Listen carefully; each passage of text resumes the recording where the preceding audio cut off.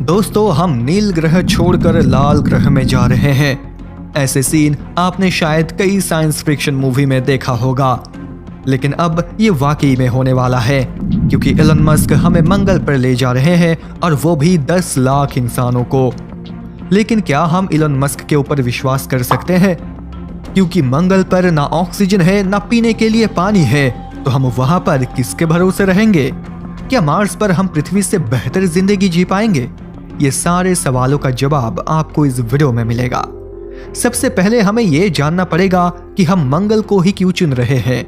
हमारे पड़ोस में और एक ग्रह है वेनस, उसको क्यों नहीं चुन रहे हैं? दोस्तों, वेनस में जाने की तो कोई बात ही नहीं है, क्योंकि यहाँ पर इतना गर्मी है कि लोहा को भी पिघल दे। पर दूसरी तरफ जो मंगल है वो हमारे पृथ्वी से काफी मिलता जुलता ग्रह है। इस पर हमारा जिंदा रहने का चांस काफी ज्यादा है, इसीलिए हमने मंगल को चुना है। अब मंगल ग्रह पर जाने से लेकर यहाँ पृथ्वी की मदद के बगैर रहने के लिए कई चैलेंजेस हैं। चैलेंज 1, पृथ्वी में सरवाइव करना। दोस्तों, हमें मंगल पर जाने की कोई जरूरत नहीं पड़ता अगर हम पृथ्वी में ही हमेशा के लिए सरवाइव कर पाते, पर ऐसा नहीं हो पाएगा। पृथ्वी पर इतना सुख सुविधा है, इतनी सारी नेचुरल फैसिलिटी मौजूद है, तो फिर इंसानों को मंगल की जरूरत क्यों पड़ेगी? दरअसल इसके पीछे हम खुद ही जिम्मेदार हैं। जब से हमने फॉसिल फ्यूल यानी पेट्रोल डीजल का इस्तेमाल शुरू किया है, तब से पृथ्वी का टेम्परेचर दिन ब दिन बढ़ता ही चला जा रहा है। और ये कोई हवा में की गई बात नहीं है दोस्तों। आज तक पृथ्वी की हेल्थ के ऊपर जितने भी रिसर्च किए जा चुके हैं, वे सारे रिजल्ट नेगेटिव आए हैं। इसका मतलब साफ है कि पृथ्वी पर गर्मी बढ़ती जा रही है, और ये हम चाहकर भी कम नहीं कर पा रहे हैं। एक रिसर्च के अनुसार ये पता चला कि हर 10 साल में पृथ्वी का टेम्परेचर 0.16 डिग्री बढ़ रहा है, और ये आप खुद भी महसूस कर पा रहे होंगे। हमारे नॉर्थ पोल और साउथ पोल में मौजूद ग्लेशियर्स बहुत तेजी से पिघल रहे हैं। इसका मतलब है कि आने वाले दिनों में इंसानों को सुनामी, साइक्लोन जैसी आपदा से हर दिन जूझना पड़ेगा। हम जब पोल्यूशन फैला रहे हैं, इसके कारण पृथ्वी का तापमान बढ़ने के साथ साथ ओजोन लेयर को भी खत्म कर रहा है। ओजोन लेयर हमारे लिए एक आशीर्वाद है, जो सूरज की खतरनाक रेडिएशन से हमें बचाता है। अब ये ओजोन लेयर अगर पतला होगा तो सूरज की भयंकर रेडिएशन पृथ्वी पर आकर गिरेगा, जिससे हमें कैंसर जैसी बीमारी हो सकती है। ये सारी चीजों को देखकर साइंटिस्ट कंफर्म हो चुके हैं कि एक दिन ऐसा आएगा जब पृथ्वी पर हम इंसानों का रहना नामुमकिन होगा, और इसीलिए हम अभी से एक नया घर यानी नया प्लैनेट ढूंढ रहे हैं जहां पर जाकर हम बच सके। चैलेंज 2, लंबी दूरी और ईंधन की कमी। अब हम यह जान चुके हैं कि हमें क्यों जाना है और कहां जाना है, लेकिन मंगल पर जाना चांद पर जाना जैसा नहीं है। मंगल पृथ्वी से 6 करोड़ 20 लाख किलोमीटर दूर है, और इतना ज्यादा दूरी पार करना कोई आम बात नहीं है। अब हमारे पास 2 ऑप्शन हैं, या तो हम दूरी को घटा दें, या फिर हम एक बड़ा सा रॉकेट बनाएं जिसके अंदर बहुत ज्यादा फ्यूल हो। अब पहला ऑप्शन हमारे हाथ में नहीं है, यानी हम पृथ्वी से मंगल की दूरी को कम नहीं कर सकते, लेकिन हमारे पास दूसरा ऑप्शन है कि हम ऐसे रॉकेट बनाएं जो ईंधन की बचत करे और इतनी दूरी तय करने के लिए सक्षम हो।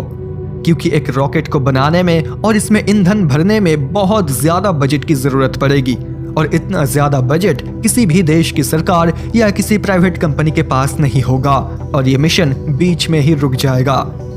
इसके लिए एलन मस्क की कंपनी स्पेसएक्स पहले से ही इसके ऊपर काम कर रहा है। इसके लिए नई स्टारशिप रॉकेट खास तरीके से तैयार किया जा रहा है। इसमें वही लिथियम बैटरी का इस्तेमाल किया जाएगा जो टेस्ला में किया जाता है। इससे फ्यूल की खर्च बचेगी और कम से कम खर्च में मंगल तक पहुंची जाएगी। चैलेंज 3, इंसानों के लिए शेल्टर तैयार करना। अब हम इंसान रॉकेट की मदद से मंगल तक पहुंच तो जाएंगे, लेकिन वहां पर जाकर रहेंगे कहां, यानी हमारा घर कहां होगा? देखिए, मार्स पर जाने से पहले वहां एक शेल्टर होना बेहद ही जरूरी है, क्योंकि आए दिन मंगल पर मिट्टी की धूल भरी आंधी आती रहती है, जिससे इंसानों को नुकसान पहुंच सकता है। लेकिन जब मंगल पर कोई इंसान मौजूद ही नहीं है, तो ये शेल्टर बनाएगा कौन? इसका जवाब है रोबोट। रोबोट को मंगल पर पहले भेजा जाएगा और ये रोबोट मंगल की मिट्टी से उनके लिए एक शेल्टर तैयार करेगा।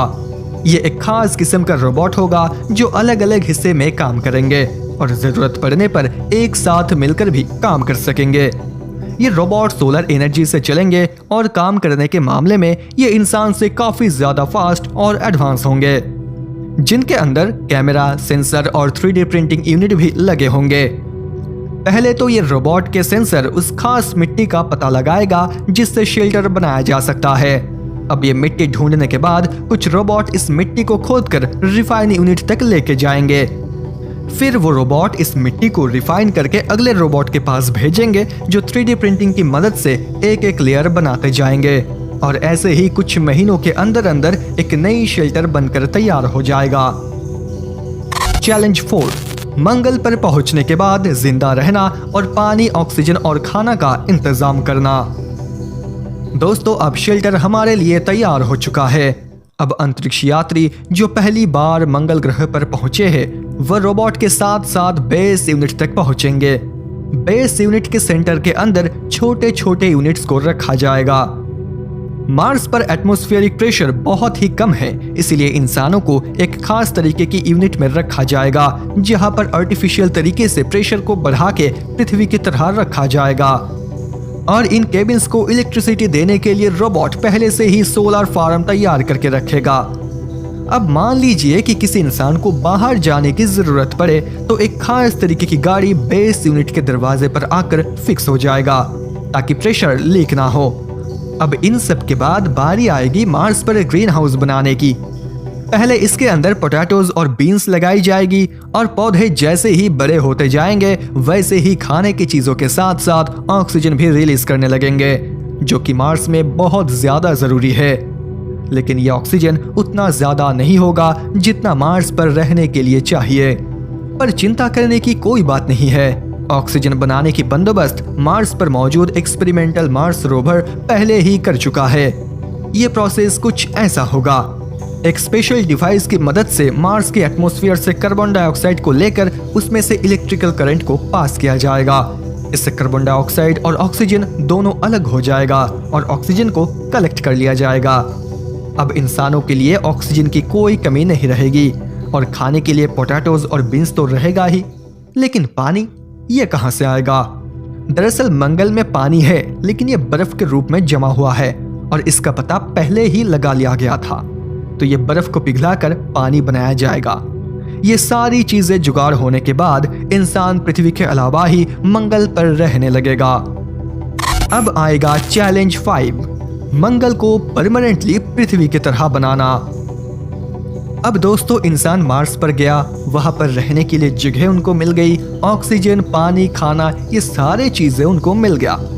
पर वे सारी जिंदगी केबिन पर तो नहीं रह सकता, क्योंकि अगर सारी जिंदगी इंसानों को केबिन पर ही बिताना पड़े तो मंगल पर जाकर फायदा क्या है? इससे तो पृथ्वी ही अच्छा है। दरअसल वैज्ञानिकों के पास इसका कोई जवाब नहीं है, पर उनके पास एक सलूशन है जो सुनकर शायद आपका होश उड़ जाए। दरअसल मंगल के एटमॉस्फेयर जो है वो बहुत पतला है और इसीलिए मार्स पर भयानक ठंड होती है। करीब -100 डिग्री सेल्सियस के ठंड मंगल पर होती है। अब अगर किसी तरह से मंगल के टेम्परेचर को बढ़ा दिया जाए तो वहां पर जिंदगी पनप सकती है, लेकिन सवाल यह है कि हम गर्मी को बढ़ाएंगे कैसे? इस पर एक साइंटिस्ट ने यह आइडिया दिया कि मंगल पर आर्टिफिशियल फैक्ट्रीज बनाई जाए जो दिन रात 24 घंटे सिर्फ धुआं पैदा करे। इससे मंगल के एटमॉस्फेयर पर धुआं जम जाएगी और कार्बन डाइऑक्साइड की मात्रा बढ़ जाएगा। इससे टेम्परेचर धीरे धीरे बढ़ेगा।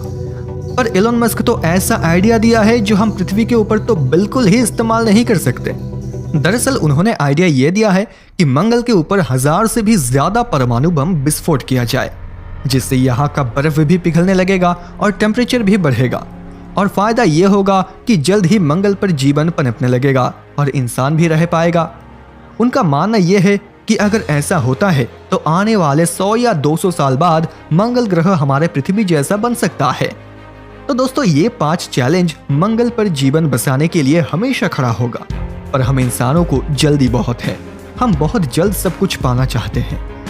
फिलहाल तो नासा और एलोन मस्क का प्लान है कि पहले 2026 तक इंसानों की एक छोटी टुकड़ी मंगल पर भेजा जाएगा और उसके बाद 2 साल के अंदर अंदर जब पृथ्वी और मंगल एक दूसरे के करीब होगा तो फिर और इंसानों को मंगल पर भेजा जाएगा।